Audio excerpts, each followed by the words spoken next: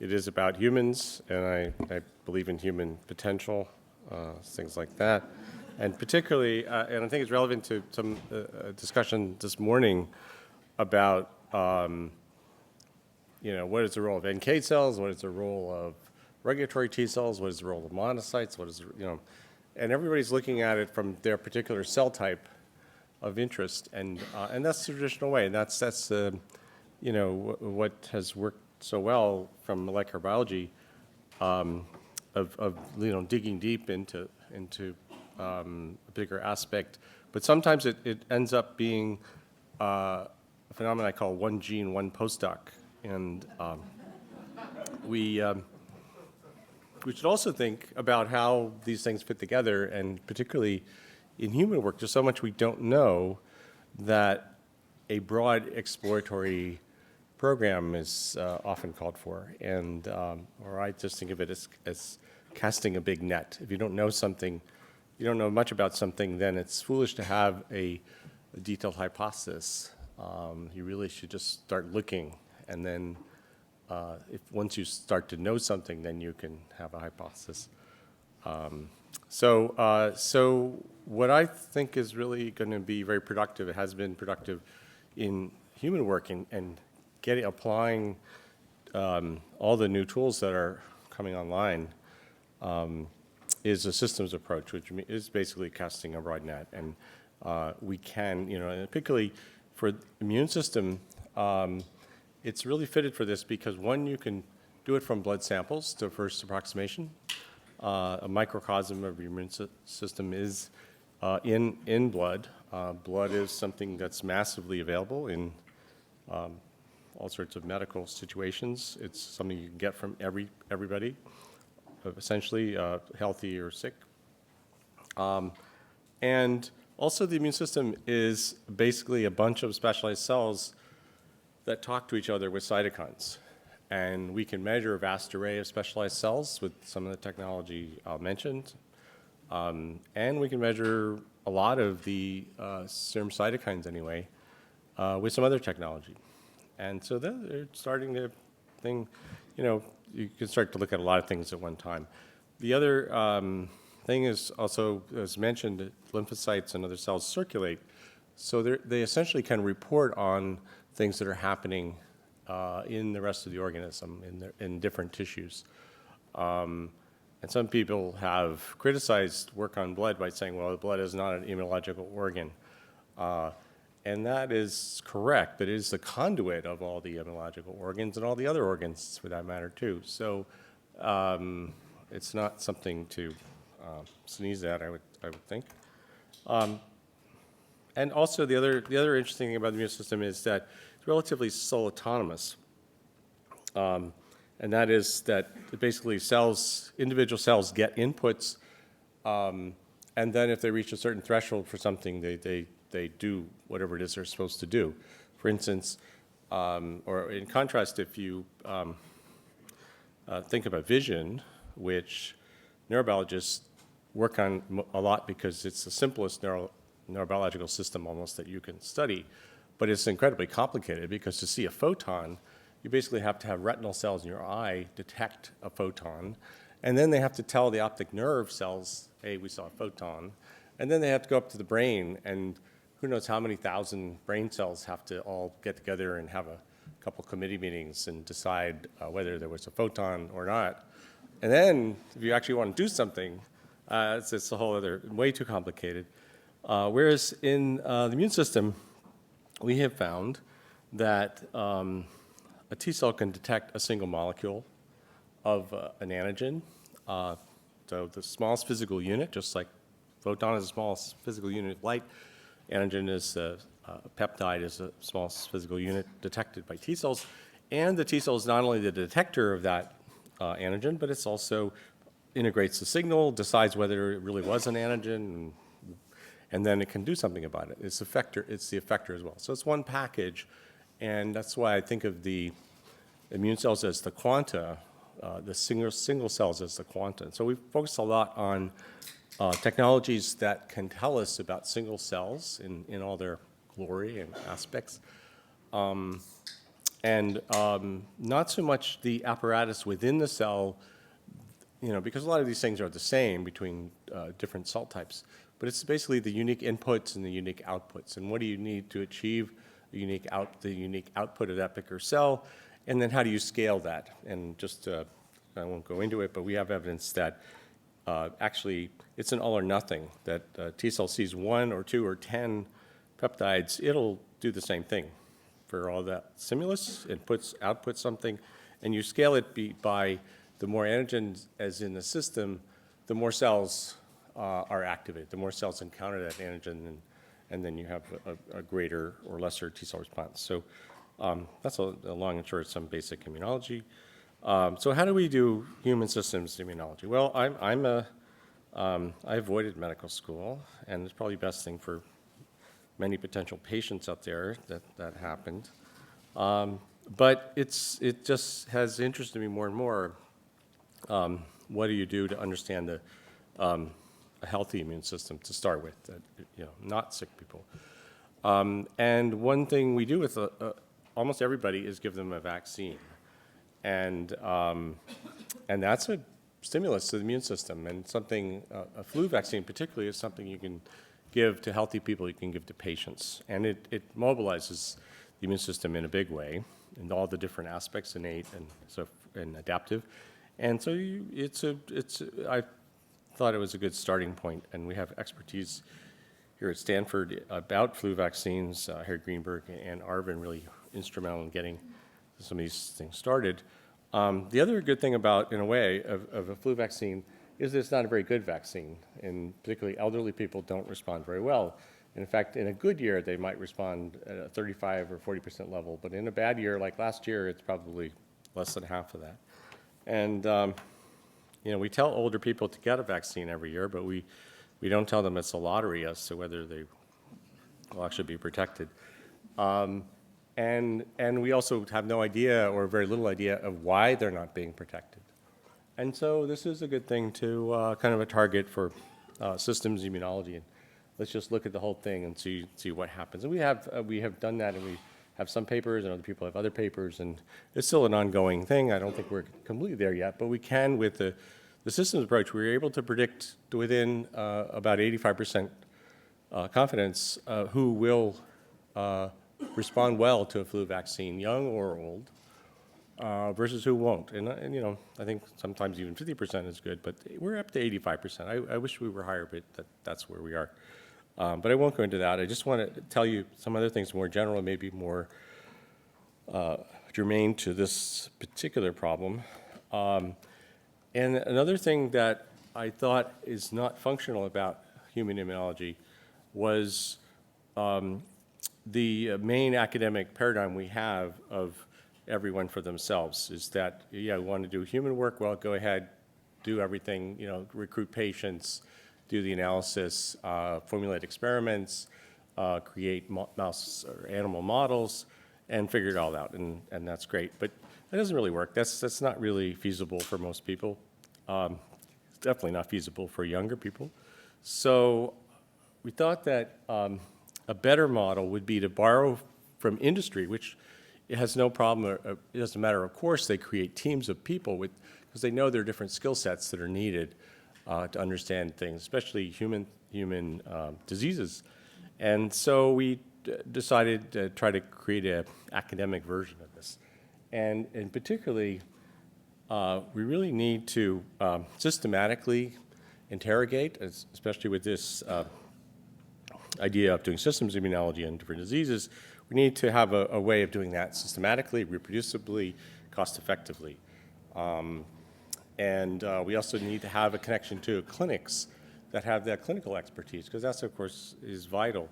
And so we're able to put together a coalition of the willing here where we have a clinical vaccinology lab run by Corey Decker, and they do all the IRBs and all the patient recruiting, and they bring people in, they vaccinate them, they take blood before and afterwards, and we'll call them back, follow them, have an extensive clinical database, and then the blood gets passed on to our immune monitoring core, and this is something unique at Stanford. that's just starting to be developed in other places, but I think we've been at it the longest for sure, and that is run by Holden Maker, and it's basically responsible for all the basic assays, all the uniform assays of this, and now 62 serum cytokines and 95, it's not 0.95, it's 95 plus white blood cell subsets, and other things. And basically a way of, we can collect all the latest technology that you can use, and the technology is changing, and so if you're using technology that's even a couple years old, it's probably outdated, and new stuff is coming, and we've been developing a lot of that new stuff too, so that's another thing I'll talk about a bit. But part of this whole thing is to get samples and data in the hands of people that can do the best stuff with it, and that is, people, my lab and Wei Chen, we work on T cells. Harry Greenberg works on B cells. Also Bill. There's a lot of people that aren't listed here. This is just kind of an earlier version. But there's something like 25 labs at Stanford that all have different interests and specialties, and they can all access these samples. And even people outside this group can access these samples if they have a good idea. And that's the other thing, is not only is there data here that excites informatics people, for example, and other people, NIH, but sample banking is enormously important. And I think everyone kind of knows this, but let me tell you, I have,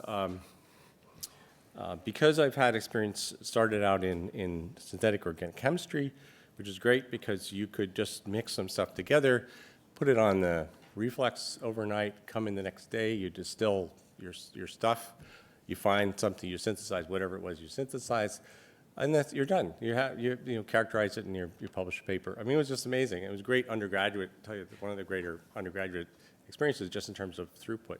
And similarly, molecular biology, Mark and I know, you just, you grab a plasmid, it takes like a day to grow it up, you cut it up with something, you mix it with some other stuff, ligate it, you create a new construct, all in a couple of days. So the operative thing here, I'm not just trying to tell you my life story, but is what's critical is the time interval between having an idea and being able to test that idea. And if that interval is short, the field will move quickly. If that interval is infinitely long, the field will move very slowly. So, and that's obviously, and oftentimes the situation in human work is, you have imagine you have a really bright graduate student come in, and she has this fabulous idea, and it's just a killer idea. And you say, great, that's fantastic. Let's write a grant. And then let's, in 3 years, we may have a patient or two in the door that we can actually test that idea. And she'll say, well, yeah, thanks a lot, buddy. I'm going to go look for some rats or some mice or something I can torture. So this is a huge barrier in human work. And so really almost the only way we can deal with that partially, and obviously it's not a whole solution, is banking samples, is say, like we can in the flu situation, we have samples going back 8 years. We have samples from the same people over that period of time every year. So you want 10 non-responders and 10 responders, great, they're there in the tank. You want twins, they're there in the tank. So at least on that scale, this is the, again, we want to accelerate work. And this is, I think, a cool way to do it. And the other way really is to just put samples in the hands of people that are experts in something or the other so that you can get some information. And of course, this is happening in this funding mechanism too. But again, just to reiterate maybe the obvious things. So one of the really hotsy technologies that we have here at Stanford in abundance, maybe I think a dozen machines at this point, is cytometry by time of flight. And whereas we all know and love FACS, and because it also was developed here by the Herzenbergs, it ultimately, for the last 15 years, it's maxed out at about 12 to 15 labels. And that's because the emission spectra overlap so much that it is agony to figure out anything more complicated. And you're already slicing and dicing spectra. And I often heard complaints from my people about it took much longer to parse the data than it did to do the actual experiment. So a major advance has come from DVS Sciences, originally in Toronto, now acquired by Fluidigm. And this instrument called Cytometry by time of flight, or CyTOF, and it uses mass spec and meta labels instead of fluorescent labels. And you do, similar to fluorescent antibodies, you just conjugate the metals to antibodies, for example. And in mass spec, because you're looking at line spectra, you can easily tell the difference between one Dalton plus or minus another Dalton. And so we're basically routinely doing experiments now with 45 or 50 markers, and it just gives you an amazingly dense amount of information. It's almost like going from northern blots to Affymetrix arrays. It presents problems of its own in terms of the density of data, but it's great data. And an advantage over Affymetrix arrays is that gene expression is noisy. And things are transcribed in RNA that never are going to make it into protein. So the closer you are to protein, when you're looking at protein or proteomics, you might say, you're much closer to function, and you should suffer less from the noise. I mean, remember how it's taken about 20 years for people to develop good methodologies for parsing gene expression data just because of the noisiness of that kind of data. So I think at this point, we're almost getting a similar density of information, and I think higher quality from CyTOF as we are from Affymetrix and other gene array systems to some extent, although obviously fewer markers at this point. So this is our workflow where we take some, sometimes unsuspecting politicians and take some blood, give them a flu vaccine.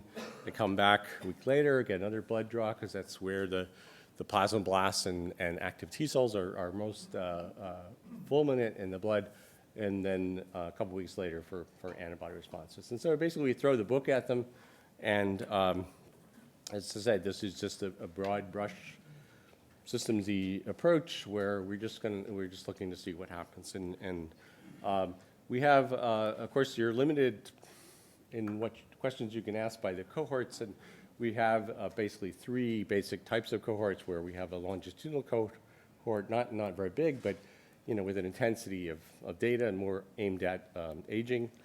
To a large extent, we have twin cohorts, we have young children. I'll mention some of those as we go along. And in fact, we'll mention this right away about the twin cohort. If you read the literature, you might get the impression that almost every phenomena is due to gene polymorphism. And it's kind of like I was warned as a student about lamppost experiments where, you're looking under the lamppost. And we have this fantastic genomic technology, which essentially is a giant lamppost. And so people are taking all their problems to that lamppost, hoping for an explanation. But, of course, it's not really true, or only partial. And one of the reasons that there's such an emphasis is that it's easy to do those experiments, but it doesn't. It's very difficult. It's difficult to say how much is what other influences there are. So twin studies are a classic way in which you can sort of on an even basis compare heritable influences with non-heritable influences. So one of the things we invested some time in is to access a twin registry in the Bay Area from SRI. Originally, about 4,000 twins. We were able to get, in this study, 210 of those twins, age 8 to 82 years old, and we measured 200 and some variables. So we just say, okay, we know one of the things people complain about humans is that you look at the PBMCs and you see tremendous variation in the population. So some people have 3 times more B cells than the other. Some people have 20 times NK cells than the other person. So it's a mess, and we don't really know. We haven't known very much about it. So this was just a sort of a simple-minded inquiry to say, well, what do we see? What's genetic? What's not genetic? Let's isolate the different variables and maybe learn something about it. And so the way this data is analyzed is you look at normalized heritable influence, There's about 100 years of effort has gone into this. And so 1 is highly heritable. 0 is no detectable heritable influence. That is that monozygotic twins are no more similar to each other than unrelated individuals. And what you can see is for these different subsets, and these include NK cells, monocytes, granulocytes, and Tregs, in many cases there's no detectable heritable influence. Similarly also with some of these other populations. So this is the general thing. So we do see some things that are heritable for sure, like NKT cells, but other things is pretty minimal. And looking at flu vaccine, we actually don't see any heritable influence on flu vaccine. It was kind of shocked us because we thought at least HLA, was a big deal in immunology, and we thought some HLAs typically are favored over others in terms of disease responses, but probably because we are all exposed to many different strains of flu, the way you explain it, as was postulated actually now 65 years ago, the likelihood of being able to respond to a given flu strain of the month has more to do with what other flu strains you've been exposed to than with your genetic inheritance. This also makes sense in terms of the immune system being an adaptive system. It's basically a sensory system for microbes. And we know from our other sensory systems that they adapt. You have to adapt or you die. You have to, you are plopped down in some swamp or some desert somewhere, and you have to adapt to the local environment and microbial environment and climate and everything else. So it's going to make sense. If it's true that a lot of these things are environmentally driven, because we can't really distinguish epigenetics from environmental, that we strongly think it's environmental. If it's environmental, then with time, divergence should increase. And that's what we see with many variables. Young twins are highly correlated in many of these things. This is a chemokine, this is IL-15, or subsets, NK cells, Tregs, highly correlated in young twins. And then you look at twins over 60, and they're highly not correlated, as shown here, at least in these things. So even within the time frame, 19 years, you already have seen a lot in terms of microbiologically. You may not be thinking your best, but you definitely have seen a lot of microbes and had a lot of diseases and passed them on to your parents and things like that. So this is consistent with the model that maybe you begin life, of course, highly determinist by your genes, polymorphism, and makeup probably. Then life happens, and you have all these experiences, and you diverge and so forth. And a surprising thing was, so cytomegalovirus is a lifelong herpes virus. Infects almost everybody, only 50% of people in developed countries like the US, but in the developing world, 90+% of people are infected. Once you're infected, you stay infected. We've known for some time that there's quite an active T cell response against cytomegalovirus antigens in carriers, although it's almost never clinically important. They're not sick, but it will kill you. We think of it as a pathogen because it will kill you if you're immune deficient. If you're having bone marrow transplant patients are particularly at risk for CMV, and that's a big deal now. So generally immune deficient. But so in the twin studies, we had 16 monozygotic twin pairs who were discordant for CMV. So that gave us a great opportunity to, and say Peter Broden, who was the principal on this effort, spotted this and basically could find that almost 60% of all the 200 variables we're looking at were changed dramatically between the pairs of twins that were CMV positive versus negative. So CMV has an even bigger effect on the whole makeup of the immune system than previously thought.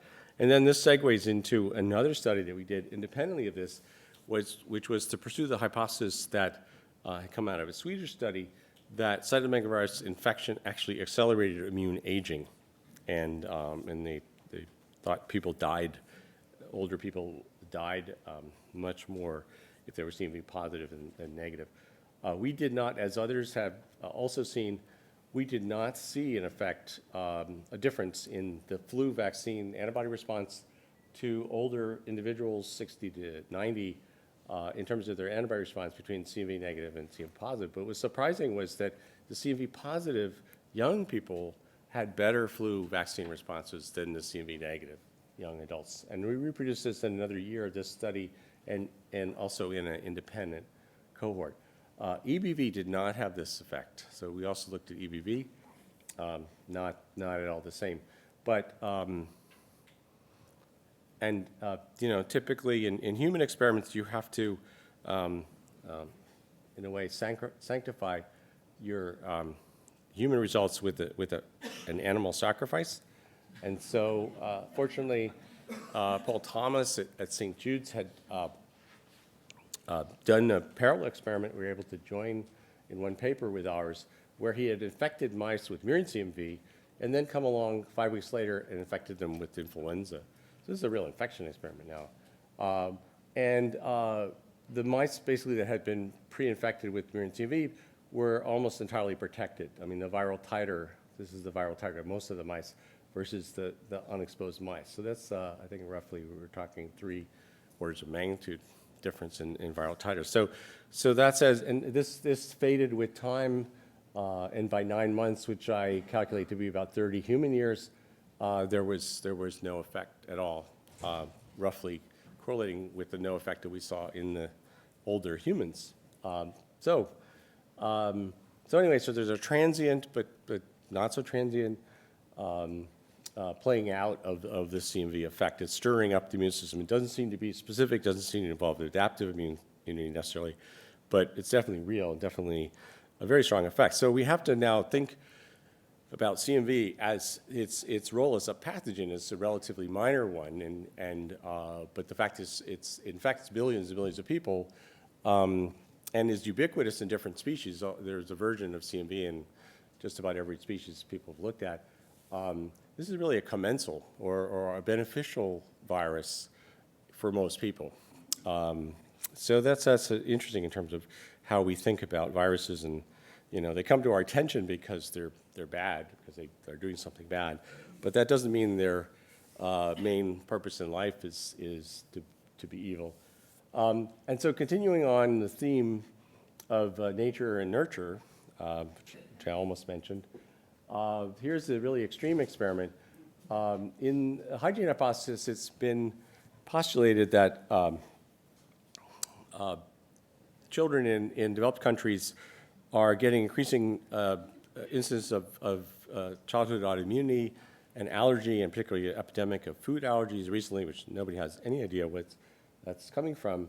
And this might have something to do with insufficient exercise of your immune system. And we know, again, using a nervous system analogy, if you don't see things or hear things early in life, you could be permanently impaired in your ability to do that. Language, of course, is an obvious example where, basically if you start on another language before the age of 10, you're usually very facile and you'll speak like a native. And then you pass some critical threshold and suddenly you're not. So you've missed that. So we can think of something similar happening in the immune system, but it doesn't seem like this has really been tested. And yet, with some of these sophisticated human immune monitoring methods, I think we really can start to do something.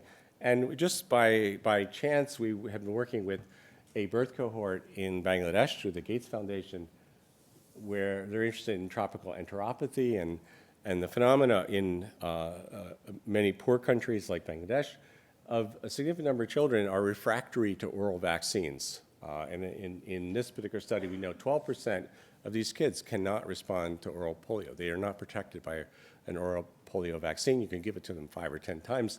They're not protected. So they can get polio. And so in terms of eradicating polio, this is a big problem. It turns out the other vaccine, the alternative vaccine, Salk vaccine, intramuscular, actually is more protective. And so now we're going to more mixed strategy.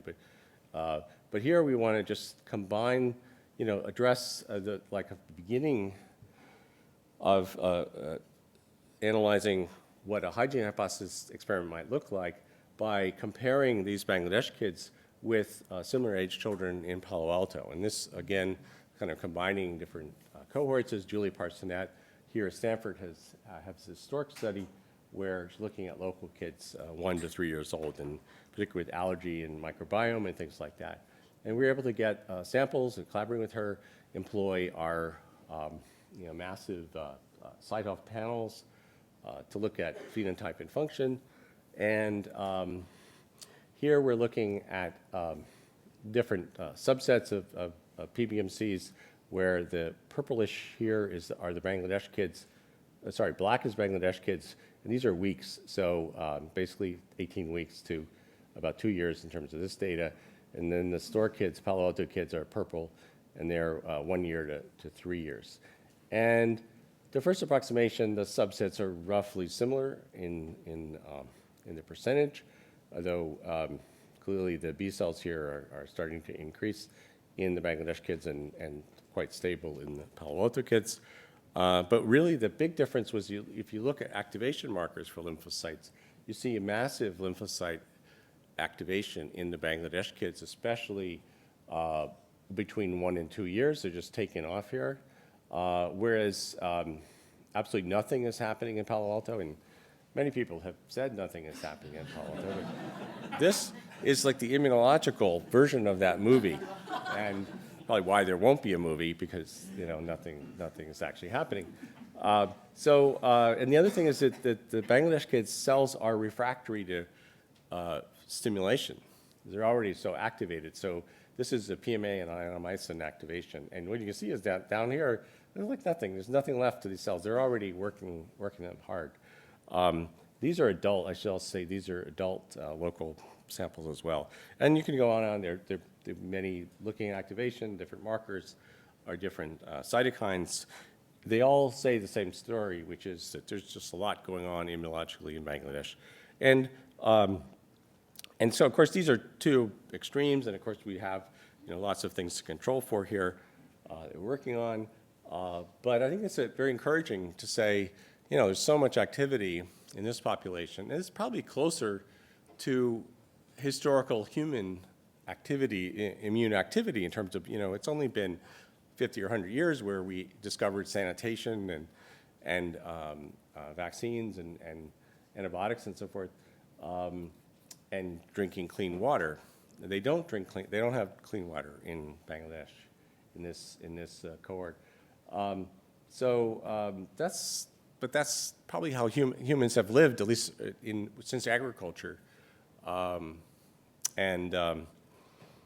we started living in large groups and had not very sophisticated ideas of sanitation and so forth, plague after plague would come in, and 50% of children under 5 would die of infectious diseases, generation after generation after generation.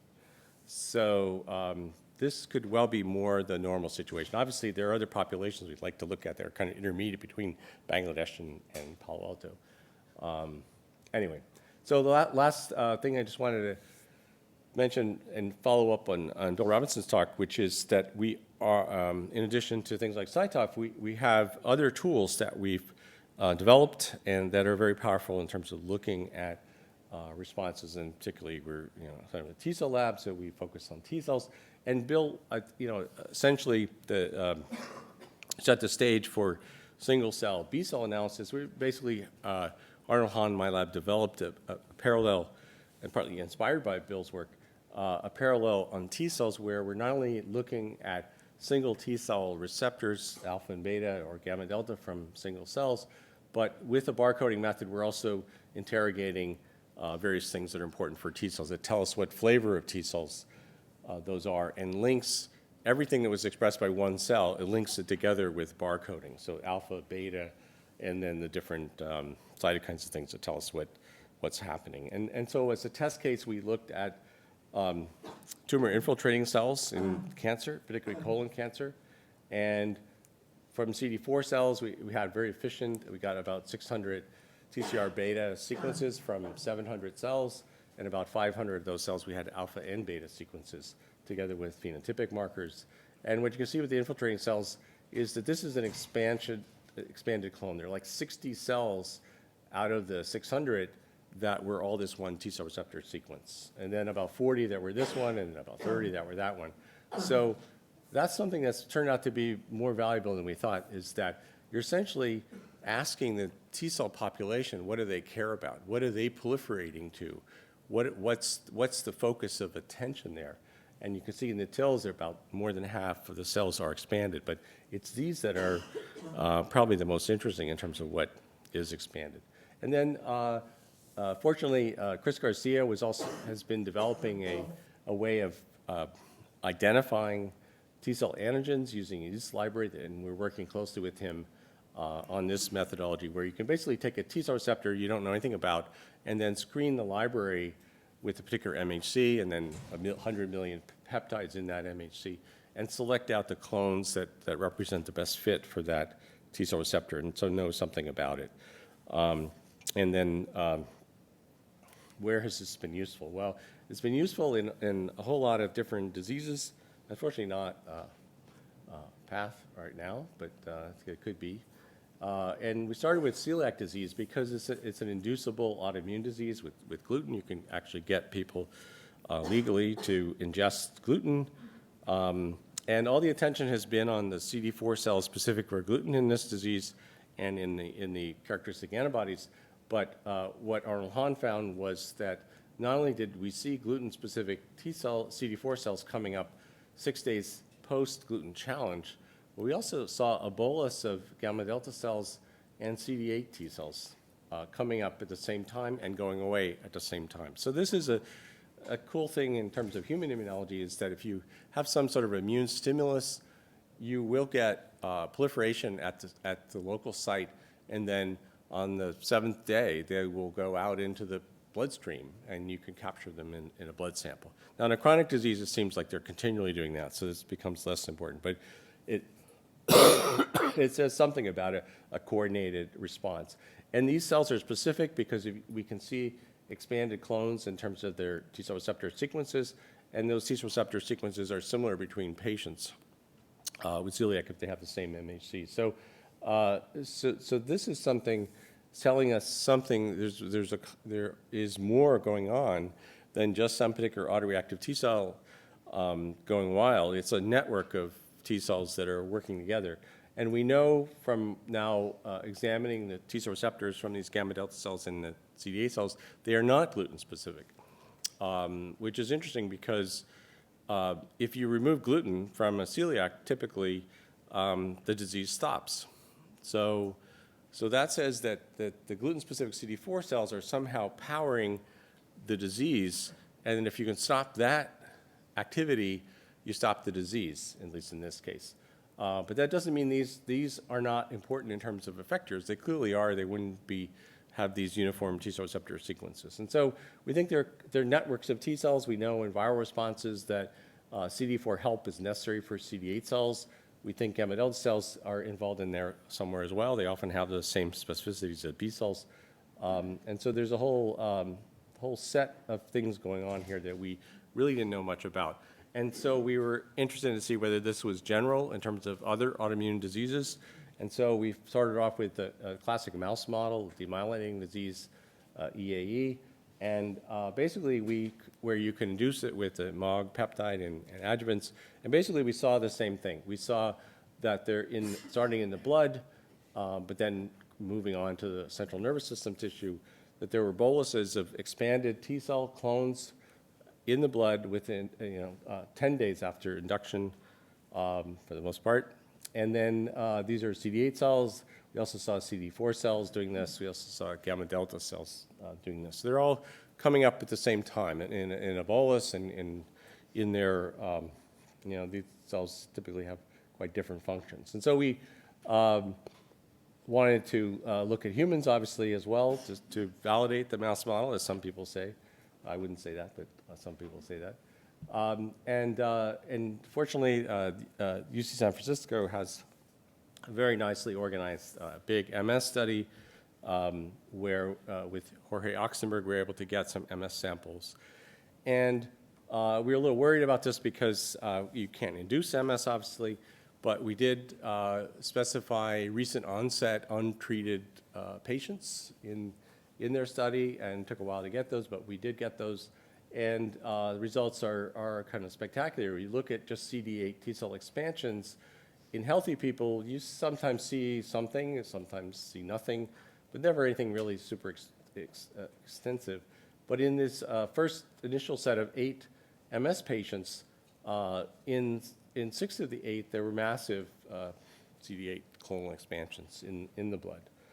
These 2 had lesser expansions, but it turned out they later on told us that, well, from further analysis, they didn't seem to be classical MS patients. So really now then 6 out of 6 had clonal expansions. So this is just even seeing these expansions tells you there's something going on there, in that the T cells that are expanding are probably ones you want to know something about and are probably important in the disease. So, I'm running out of time.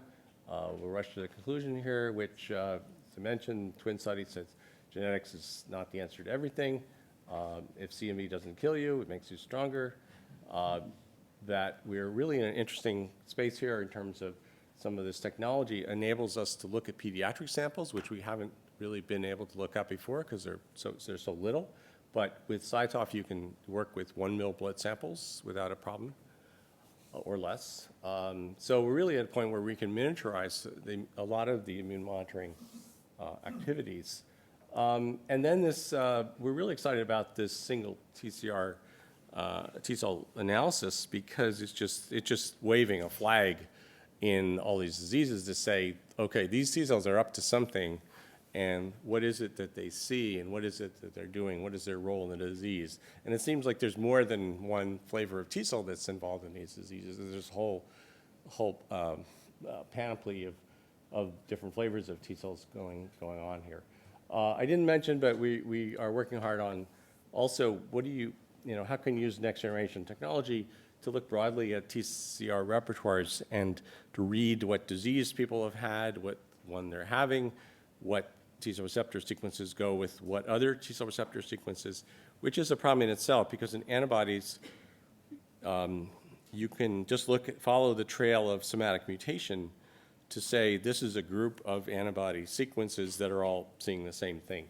T cell receptors, there's no somatic mutation, so you don't have an obvious way of doing that. But by understanding more about the requirements for T cell receptor specificity, we're able to develop, been able to develop a program that enables us to group T cell receptor sequences effectively, and that tells us something about the magnitude of a particular response and where that might be going. So with that, I'm going to thank some really talented people that I've had the pleasure of working with, Peter Brodin, now at the Karolinska on the Twin Project, together with Vladimir Yachik at North Carolina State, David Furman on the CMV project, Lisa Wager on the Bangladesh and Palo Alto project, Narisha on the EAE and MS, Arnold on celiac and the single-cell methodology, and Jacob is our informatics wizard on T cell receptor repertoire. So, and all these great collaborators as well. So, thank you. Is there any questions?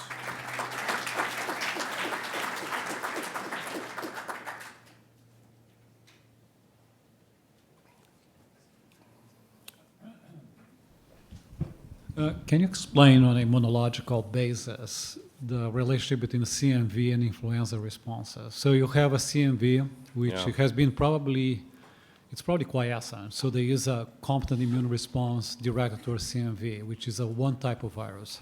And now you have a response that crosses into RNA type virus. So how you see this specificity but lack of specificity? I think CMV must have some magical adjuvant. The viruses have had a long time to get used to us and to figure out what works for them. There are all kinds of tricks that emerge in different viruses. So CMV seems to have the best tricks of all. And so Louis Baker, for instance, has used CMV as a vector to carry SIV antigens. And he's actually protected 50% of monkeys with this vaccine. And that's incredible. I mean, no one can protect monkeys from SIV in that way. So, not adenovirus vectors and things like that. So there's something special in the way it stirs up the immune system. And in this system, humans, we hoped it was about cross-reactivity because we have other data that we developed about memory cells and cross-reactivity in adults, but we don't see evidence of cross-reactive cells. Other people also reported this, but we hadn't seen evidence of this. So we are forced to think that it's really just some sort of innate, so some way you're goosing up the innate system, and that's also why it's fading. It's fading with time. Yeah, I think there's some interesting mysteries there. We love to have whatever that is and put it in every vaccine, for example. Yeah, and maybe that's what Palo Alto kids need is, we should give them all CMV, and get their immune systems exercising. It's either that or field trips to Bangladesh, but I don't think that'll fly. Mark, you had, or. How might you envision the application of the various methods available in the human immune monitoring course, such as using CyTOF, cytokine array, and whole genome sequencing to pulmonary hypertension patients? Yeah. Do you have any early results with this? Well, I think we have spent most of our time on healthy people, and I've been criticized for that. I say, we're a medical school. Why do you need this? I think you need it because you need a baseline. You need an idea of what's the allowable range of all these different immune parameters, and still be nominally healthy. But we now have over 1,000 people have gone through at least part of this, definitely the CyTOF part of immune monitoring in our core facility. So, and about 500 of those are been part of flu vaccine programs. So now we have a really good database of young and old people. And so I think our ability to spot things with sort of deep phenotyping that we can do is really good. And so now the emphasis, and it requires money and so forth, is to look at populations like in this disease and every other disease where there's a suspicion of immune involvement. And now I would add on to that, I think we should be routinely looking at T cell and B cell expansions in the blood cells, because that's a flag that says, that's not normally happening, or it's only happening maybe transiently, but it's happening at least in a huge extent in say MS patients and probably others. We also, as Bill mentioned, we've also had a limited sampling in rheumatoid arthritis. And again, not only we saw particularly both CD4 and CD8 expansions in the blood and the synovium of the same patient, but matching sequences. So that says you can get some really interesting, important clues about a disease if there's any immune involvement at all. And I think T cells might be more subtle look at involvement than plasmablasts, but that's because I'm a T cell person. Mark, you had. Related to that question, Mark, is that if in fact, like the primary defect or a primary defect in pulmonary hypertension is like the resident macrophages in Yeah. the lung, then how does the serum monitoring or other types of monitoring help you understand? Yeah, they're all interacting. It's a system, and I think in terms of probing that, you really have to look at it that way, and then trace back what, So it may well be that there's some specific antigen on macrophages that T cells are seeing, and that they're letting these macrophages run wild. Also, the genomic instability that was mentioned earlier by Ruben. that will create antigens. That will create neoantigens, which is something people are very excited about in cancer immunology. But what it means is that then there could be de novo T-cell responses because it would see these things as foreign. So that definitely be something to look at and important. But yeah, exactly how these things, I mean, it does seem, I think there are a lot of interactions we don't know very much about, and just like, we don't know very much about autoimmunity in many diseases, but there are evidences of autoimmunity, and we can solidify or desolidify those evidences now with the newer methods. So that doesn't explain anything, but it says we have tools, we can at least pursue some things. And also I was telling Mark, the other Mark, who here is named Mark? Let's see. Yeah, I think there's an enrichment here, I think, for some reason. Yeah, I was just writing about a paper that's going to be published in Immunity where they, if you express an antigen in broadly and in the thymus, you get T-cell deletion to some extent, although not a complete deletion, but you get what's called negative selection or T-cell deletion, which was thought to be the main item in terms of tolerance. But it turns out if you express an antigen, the same antigen in lung, you don't get any deletion of the T-cells broadly, and you have an increase in regulatory T-cells with that same specificity. And they're kind of keeping an eye on the other T-cells. So there's really lots of stuff to look at that could be really interesting here.